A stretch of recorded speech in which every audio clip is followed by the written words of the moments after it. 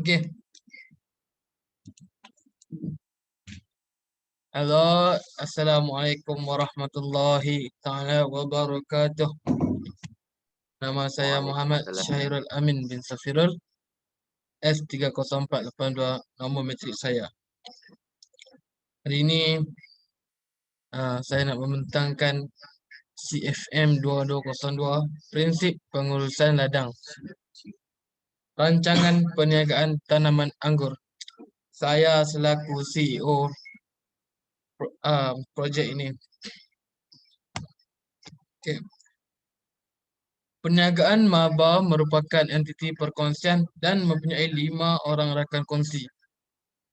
Penubuhan perniagaan ini adalah berasaskan kepada permintaan yang tinggi terhadap buah anggur yang bermutu tinggi dan berkualiti yang disediakan oleh perniagaan kami, menyebabkan perniagaan anggur kami telah laris di pasaran. Pemilihan nama perniagaan ini juga adalah atas persetujuan bersama 5 orang rakan kongsi, iaitu MABA, Maba. Maba bermaksud makan anggur, bismillah, alhamdulillah.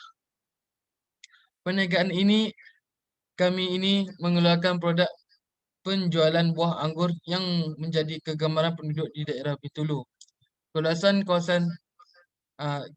kawasan tempat menanam anggur lebih kurang 20 hektar. Perniagaan kami telah menggunakan beberapa teknologi moden bagi memudahkan kerja penanaman anggur serta menghasilkan buah anggur bermutu tinggi dan berkualiti yang dapat memuaskan pelanggan dan mempercayai perniagaan kami ini.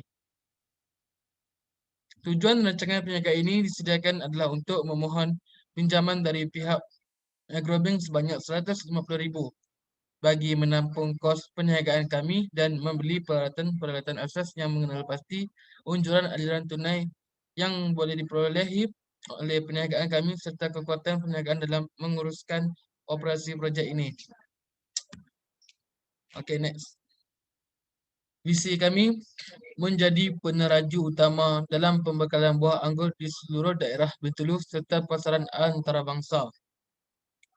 Kemudian, misi menghasilkan buah anggur yang berkualiti dan bermutu tinggi, memenuhi kepuasan pelanggan dan dengan menyelia buah anggur secara sihat. Menyediakan stok anggur yang banyak agar pembeli atau pelanggan dapat membeli secara berterusan. Sekali objektif, memberi layanan terbaik kepada pelanggan, memproses anggur menjadi suatu produk seperti makanan atau minuman yang memenuhi cita rasa setempat. Kemudian mempelbagaikan cita rasa produk anggur untuk pelanggan. Sekian daripada saya. Kemudian saya akan alihkan kepada anak buah saya. Serahkan.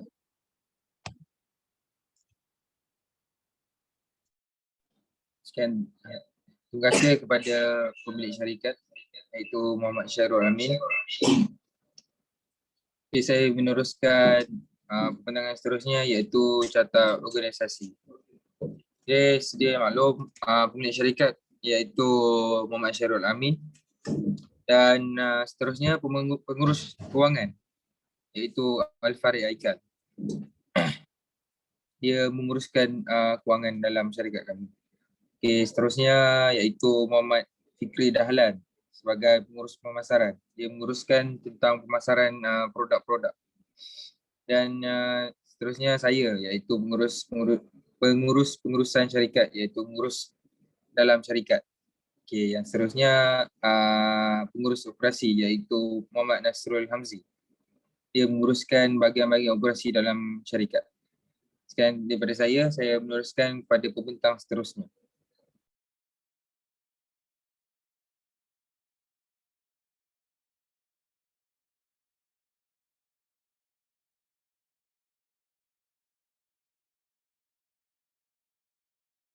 Okay, maafkan saya.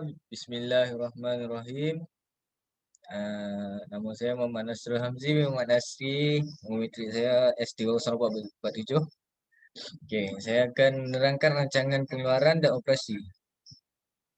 Yang pertama, perniagaan kami menggunakan sistem fertigasi untuk menanam anggur bagi mengelakkan tanaman daripada dijangkiti penyakit seperti Anthracnose, Electrothecum spp.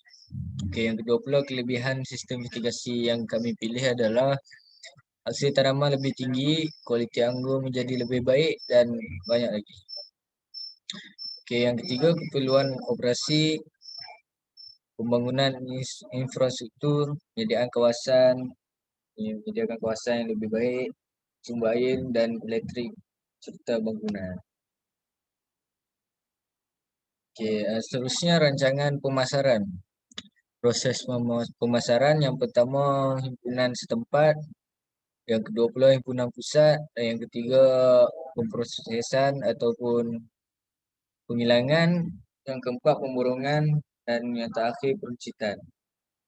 Pendekatan pemasaran yang utama bagi menjamin daya saing pasaran anggur ialah pasaran domestik dan pasaran ekspor. Yang saya serahkan kepada Fikri Dahlan.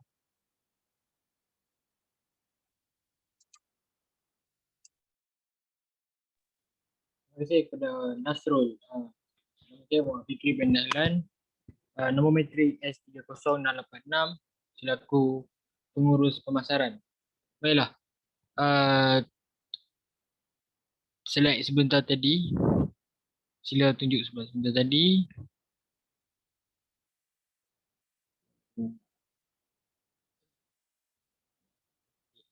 Di mana tu? Alright, okay. So, kedudukan pasaran ekspor dan import anggur di Malaysia. Seperti kita tahu, China merupakan import yang terbesar di dunia. Dan manakala import yang kecil adalah di Australia. So, target kita adalah untuk mengeksport ke negara yang memiliki tanah yang agak kecil seperti Singapura. Dan juga kita juga akan memasarkan buah anggur ke semenanjung Malaysia dengan tanpa cukai penghantaran. Itu saja, teruskan kepada analisa SWOT. Baiklah, seterusnya adalah analisa SWOT. Analisa SWOT digunakan bagi memaparkan kekuatan iaitu S, iaitu strength, kelemahan, W, weak, peluang, opportunity dan ancaman iaitu T, maksud trade bagi sesuatu projek seperti perusahaan tanaman anggur di Malaysia. Okey, strategi yang digunakan adalah strategi pertama iaitu SO, iaitu kekuatan dan peluang. Menggunakan kekuatan dalaman bagi mengambil kesempatan peluang luaran. Seterusnya adalah strategi WO, bertujuan memperbaiki kelemahan dan mengambil peluang luaran. Strategi SD menggunakan kekuatan industri bagi mengelakkan atau mengurangkan kesan ancaman luar. Dan yang terakhir adalah strategi WT. Taktik bertujuan mengurangkan kelemahan dan mengelakkan ancaman sekitaran. Okey, itu saja daripada saya selaku pengurus pemasaran. Seterusnya saya akan beri kepada Al-Farid Haikal. Okay, Assalamualaikum warahmatullahi wabarakatuh. Okay, nama saya adalah Al-Farid Haikal bin Zakaria. Okay, nombor matrik saya adalah S30588. Okay, terima kasih kepada saudara Fikri tadi di atas pembentangan beliau. Okay, sekarang saya akan membentangkan tentang strategi pemasaran dan faktor kritikal kejayaan. Okay. Negara kami ini telah menggunakan beberapa strategi pemasaran untuk meningkatkan daya saing tanaman anggur bagi pasaran tempatan dan ekspor seperti strategi produk, strategi harga, promosi dan strategi pengedaran. Okey, beberapa isu dan masalah yang mempengaruhi dalam rancangan pemasaran anggur adalah harga yang tidak stabil, kurangnya saluran pemasaran. Okey, yang ketiga adalah persaingan. Okey, dan yang terakhir sekali adalah bekalan tidak terjamin. Okey, terima kasih. Itu saja daripada saya. Saya serahkan kepada Haris untuk membentangkan statement. Okey, sekian daripada terima kasih kepada saudara Haikal. Okay, saya ingin meneruskan pembentangan iaitu kalender pelaksanaan. Seperti yang dipaparkan di dalam slide ini, kita kita boleh tengok pembersihan kawasan, penyediaan tapak, penyediaan semaian, penanaman. Dia pengurusan dia ada 3 bulan, iaitu bulan pertama, bulan kelima dan bulan September. Untuk pemanjaan, kawalan perosak, kawalan penyakit dan penyelenggaraan tanaman, ia dapat menguruskan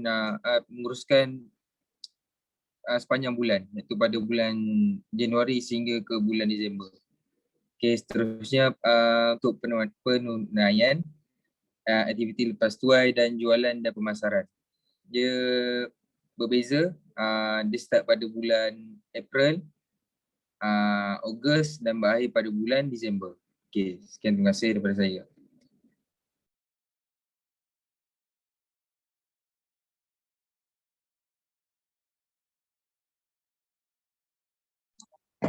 Okey, terakhir sekali rumusan secara keseluruhannya, projek tanaman anggur secara kaedah fertigasi ini mampu memberi keuntungan yang lumayan kepada pengusahaan dalam jangka masa panjang.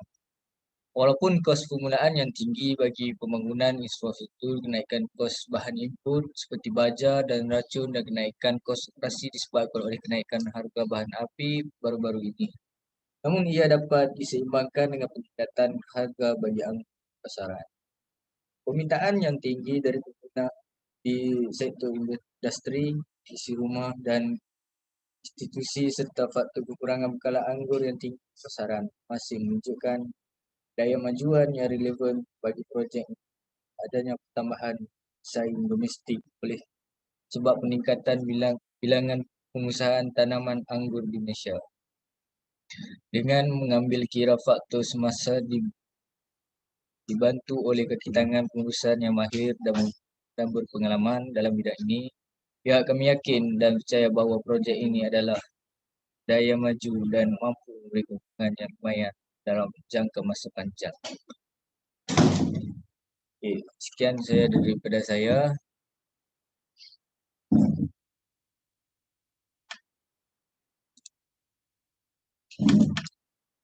Okay, terima kasih kepada kami kumpulan maba. Terima kasih semua. Kami jangan lupa, kami daripada kumpulan maba makan anggur. Bismillah, alhamdulillah. Okay, Goodbye. Semua. terima kasih semua.